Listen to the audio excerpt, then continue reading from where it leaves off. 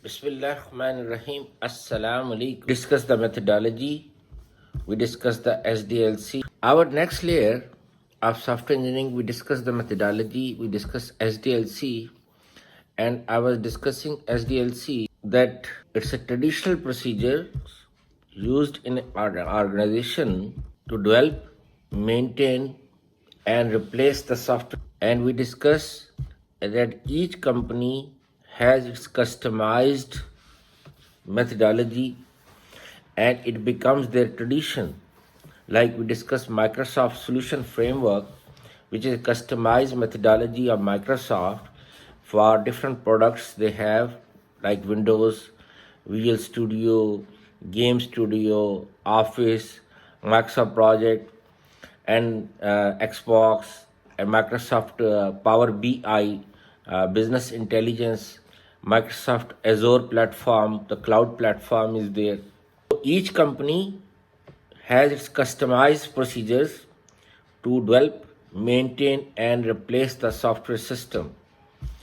So that's about the SDLC. So methodology is the standard procedures in a company to analyze, design, and implement the software system. We discuss analysis, we discuss design, we discuss implementation. And SDLC is the traditional procedures in a company to develop, maintain, and replace the software system. So it becomes their tradition from project to project and they keep on optimizing it. Like Microsoft Solution Framework is a customized methodology, waterfall, RAD, Spiral, RUP, Agile, XP, Scrum. So it's a tailored methodology, customized methodology. The second layer of software engineering before I started my course is the techniques. The first layer we cover methodology, second layer is the techniques. So how to define a technique? Methodologies, techniques, and tools, the three layers are there. So what is a technique? The way we use tools in our methodology. Technique is a method to complete a phase of SDLC. For example, planning phase techniques are there. Any example of planning phase techniques? In the planning phase, we have cost estimation techniques. Like we are going to cover inshallah in the coming lectures, what are the main types of cost estimation techniques. Line of code method is there, using source line of code, using functions, using objects, using stories for agile budgeting. So we have schedule estimation techniques, like we have Kokomo 1, we have Kokomo 2, which is your project as well. So effort estimation techniques. So in Kokomo 1, we can calculate effort as well.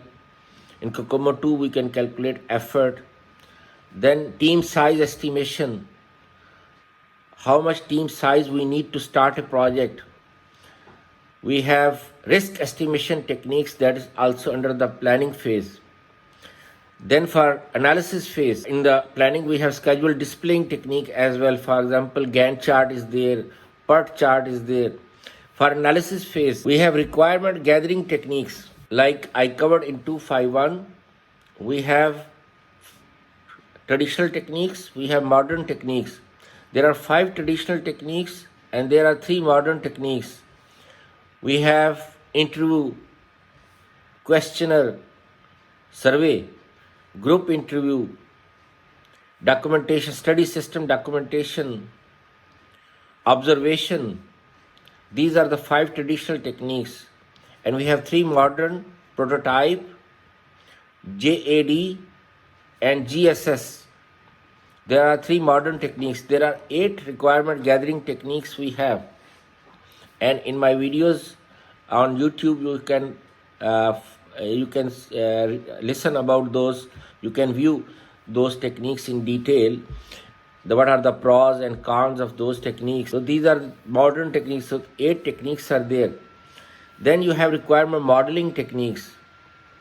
We have Yes, we have prototype, JAD, and GSS. These are three modern techniques we have to collect the requirements. 5 traditional and 3 modern are there to collect requirements from the customer. It is not necessary we apply all. We may select 1 or 2 from traditional and 1 or 2 from the modern like prototype and GSS. So you already covered JAD and GSS. JAD stands for Joint Application Design. These are in analysis phase. Yes. So analysis phase begin with requirement gathering techniques. We collect the requirement detailed analysis to collect detailed requirement from the customer. And these are the 5 traditional: interview, survey, group interview, observation, study system documents. These are the 5 traditional techniques. And we have 3 modern: prototype, joint application design, and GSS stands for group support system. What is the difference between JAD and GSS? There are 5 requirements: that there should be a neutral location, neither customer side nor software company side. Secondly, once in the life of system development. Thirdly, key people from customer side and software company side must be present to attend the joint application design session. Fourth requirement, it should not be conducted once in the life of, it should not be conducted more than 1 to 2 hours because key people are present from both sides. Fifth requirement, one of the traditional techniques you have used before applying the modern techniques like JAD or prototype. So you have used interview or survey or group interview or study system documents. So observation we never use standalone. These are the 5 requirements to perform joint application design session. And there should be a scribe to take minutes of meeting, to take notes of the meeting. So project manager will discuss the requirement and show the interfaces prototyping and ask the participants to comment on that. And then scribe is taking notes. So in this way, the project manager or system analyst will lead the session, present the session, and will try to collect the requirements, to verify the requirements, to validate the requirements from the customer. But there is a problem in joint application design that key people are present, so your immediate bosses are present. The top management, middle management, lower management are sitting. So if your boss is saying something wrong, you cannot go against him. And you can be victimized because after the session, you have to go to your workplace and then your boss will call you, Tal, and he will fire you, terminate you, Kruj and Haya. So system will be developed, but you will be no more in the company. So this is first problem. Second problem, there are some people are more talkative. They do girgir a lot. Blah, blah, blah. Even they know or they don't know Maloom or Mafi Maloom. And some people are shy. They will not speak until you ask them to speak. And in this way, 1 to 2 hours are not enough, is not enough to collect all requirements, to validate all requirements. So because of that, group support system was introduced. In the group support system, you have all requirements like JAD, neutral location like a business hall in some 5-star or 7-star or 3-4-star hotel like Pearl Continental or Intercontinental or Hilton or for example Movenpick. All those hotels have business halls, meeting halls. So these are the same requirements, 1 to 2 hours, once in the life, key people must be present. You must have used one of the traditional techniques, but There is one more requirement in the group support system, that you must have terminal in front of each participant, and there is a partition separation like internet cafe. You have seen internet cafes, there is partition, so nobody can see what the other person is watching. So partition should be there and terminal should be there.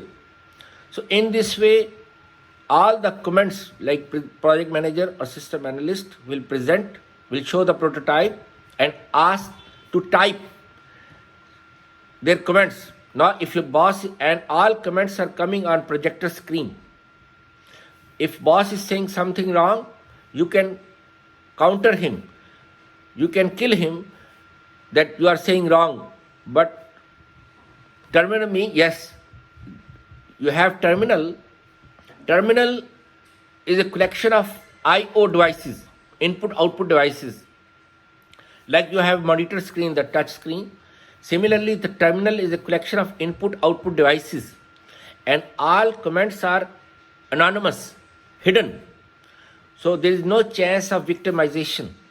There is no chance of victimization. Everybody can contribute. Even shy people, they can contribute. Now they don't need to speak, because the shy people are scared. They have psychological problem that if they say something like wrong English or wrong statement, people will make fun of them. They are lacking in self-confidence. They don't have communication skill, good communication skill. So they are shy people. They can comment, because now they don't need to speak. They have to type, and nobody knows who is typing what. It's all comments are anonymous, hidden. So in less time, you can collect more requirements, and you can validate and verify more requirements. So GSS is an improved version of joint application design. Then in analysis phase, wonderful.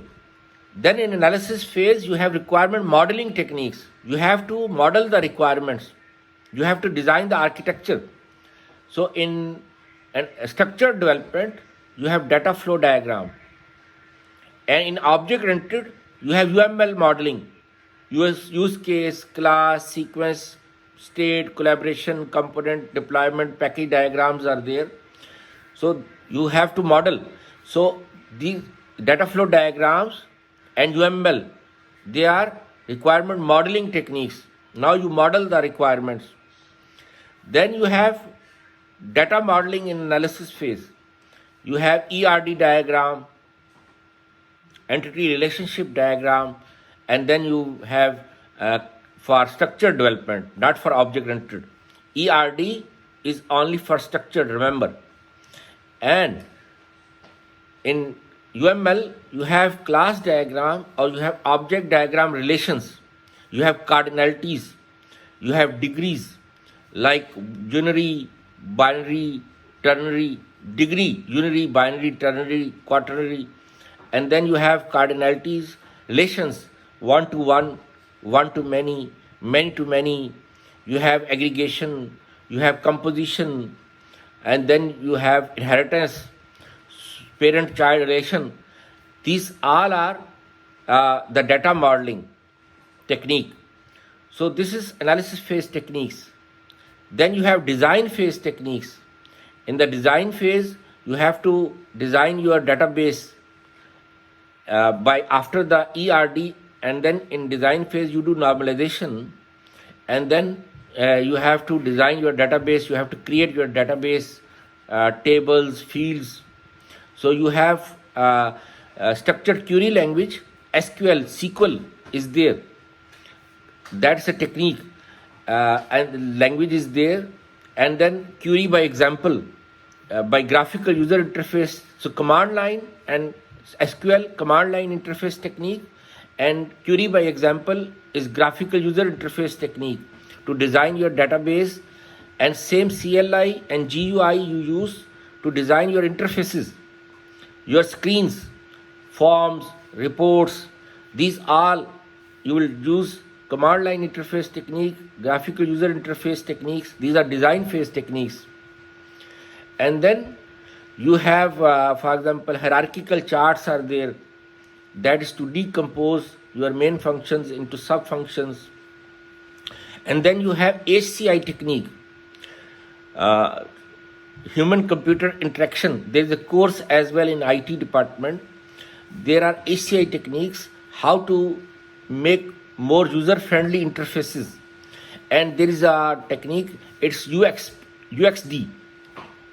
This is the latest state of the art technique is there. User experience design. So this is a very hot area for many professionals, how to have use the user experience design to make more user friendly interfaces. So these all are algorithm designing techniques. These are design phase techniques.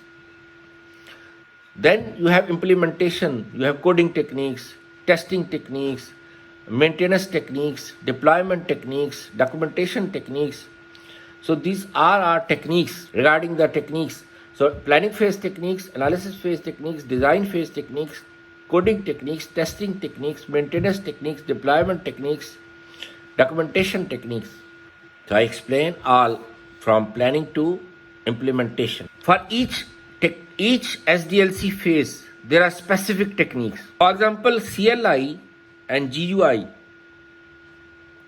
you are using in design and you are using in implementation. So code for coding. So you can use these techniques there. And for example, prototyping we use in the analysis phase, but we can use prototyping in design phase as well.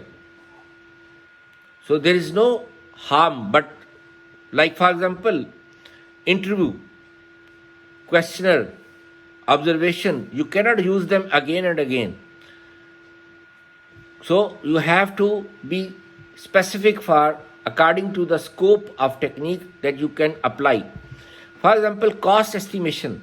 You estimate the cost of project, schedule of the project during planning, and then you do in the analysis, then you in the design, and then you do during the implementation to track what is the difference between planned budget and the actual budget, what is the difference between planned schedule and the actual schedule.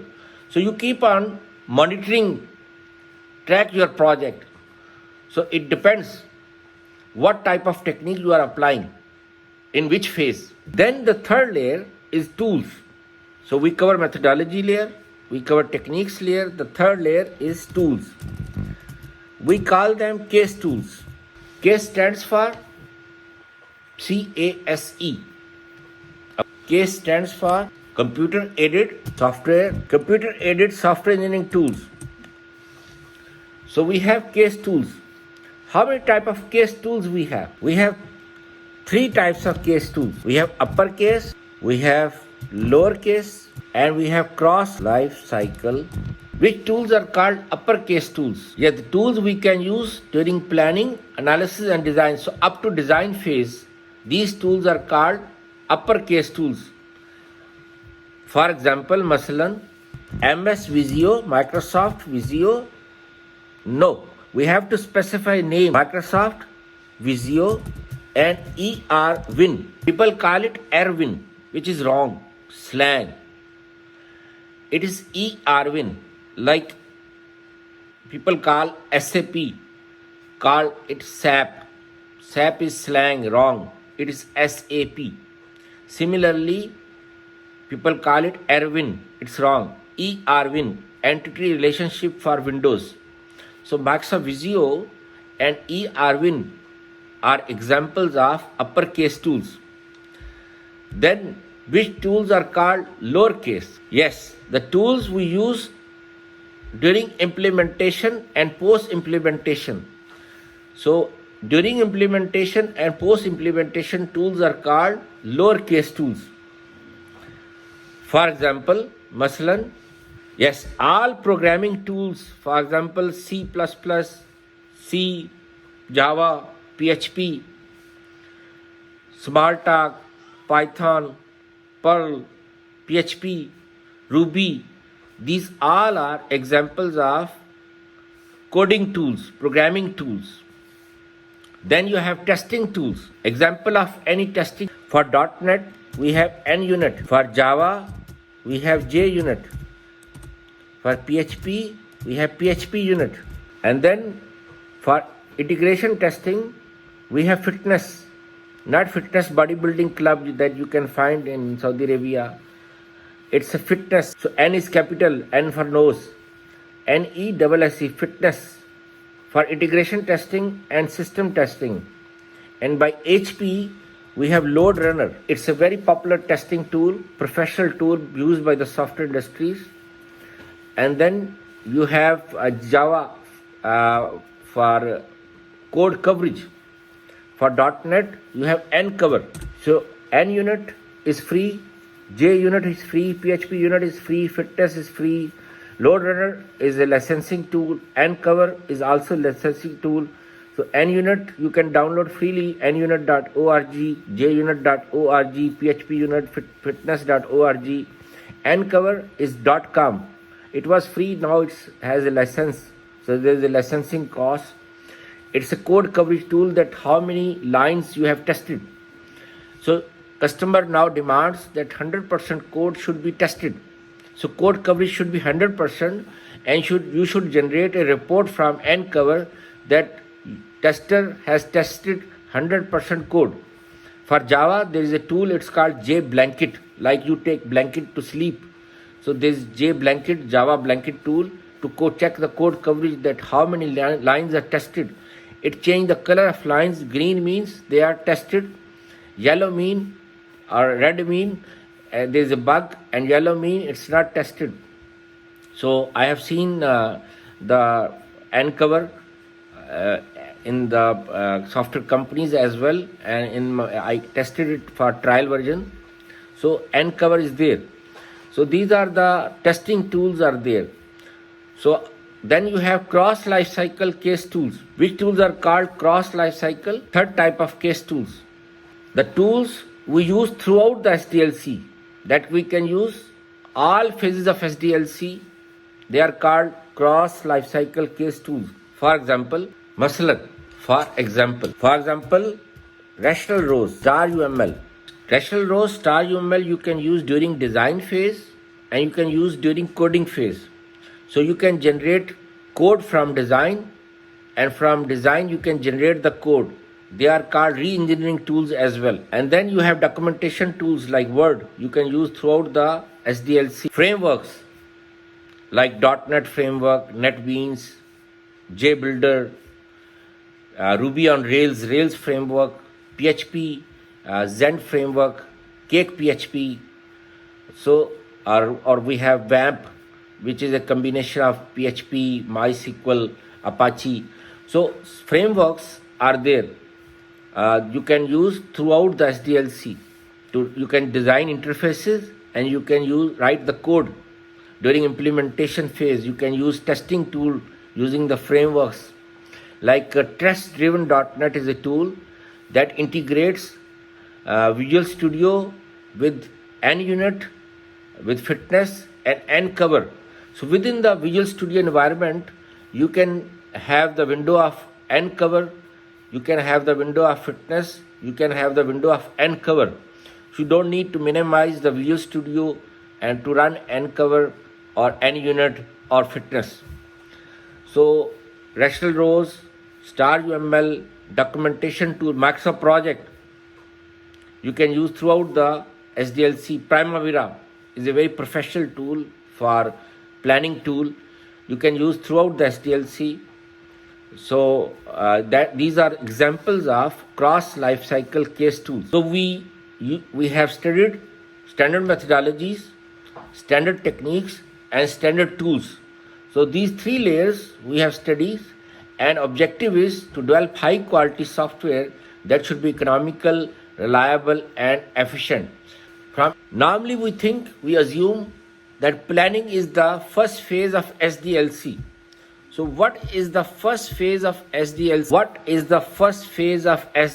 First phase is project identification and selection. So that is the first phase, not the planning. Planning we say after we have identified we have selected, and then we do the planning at the later stage. How to define a project and what is the difference of project and system?